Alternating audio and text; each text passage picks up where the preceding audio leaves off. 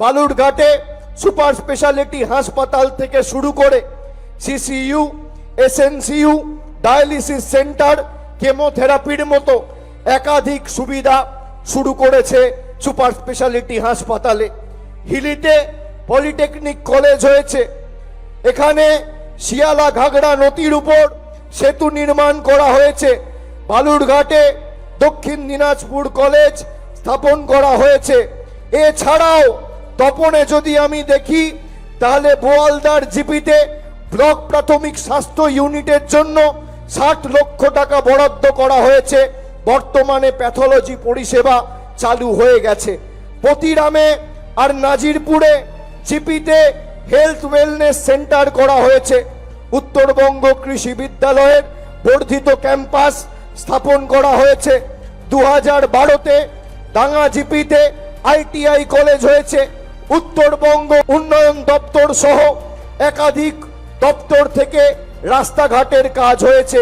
পতিরামে BSF camp থেকে গোল্লা GP অবধি 5 কিলোমিটার পিচের রাস্তা হয়েছে।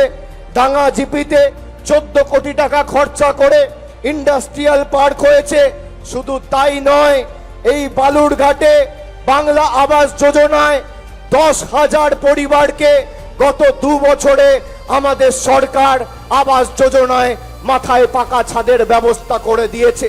এই বালুরঘাট বিধানসভায় 1,02,000 মায়েদের লক্ষ্মীর ভান্ডার দেওয়া হয়েছে। এই বালুরঘাট বিধানসভায় 2,38,000 পরিবারকে খাদ্যসাথী প্রকল্পে প্রতি মাসে বিনামূল্যে রেশন দেওয়া হচ্ছে। কৃষক বন্ধু প্রকল্পে 47,000 কৃষক আর্থিক সাহায্য সহযোগিতা পেয়েছেন। যুবসাথী প্রকল্পে 13,474 জন ইতিমধ্যেই ডাইরেক্ট ব্যাংক ট্রান্সফারের মাধ্যমে 1500 টাকা করে রাজ্য সরকারের তরফ থেকে আপনারা পেয়েছেন। স্বাস্থ্য সাথী প্রকল্পে 2,03,678 জন স্বাস্থ্য পরিষেবা পেয়েছেন। কন্যাশ্রীতে 96,000 বোনেরা উপকার পেয়েছেন। আর বালুরঘাট বিধানসভায় পথশ্রী 2, 3 আর 4-এ প্রায় 60 কোটি টাকা খরচা করে রাস্তার নির্মাণ, পুনর্নির্মাণ এবং মানোন্নয়ন করেছে আমাদের মামাটি মানুষের সরকার। আমি যদি তপন বিধানসভা ধরি তাহলে বাংলা আবাস যোজনায় গত 2 বছরে 12,000 গরিব মানুষের মাথার উপর ছাদের ব্যবস্থা মমতা বন্দ্যোপাধ্যায় সরকার করেছে। 74,000 মহিলারা খালি তপন বিধানসভা থেকে লক্ষ্মীর ভান্ডার পাচ্ছেন প্রতি মাসে। খাদ্যসাথীতে তপন বিধানসভায় 2,78,000 জন আপনারা বিনামূল্যে রেশন পাচ্ছেন।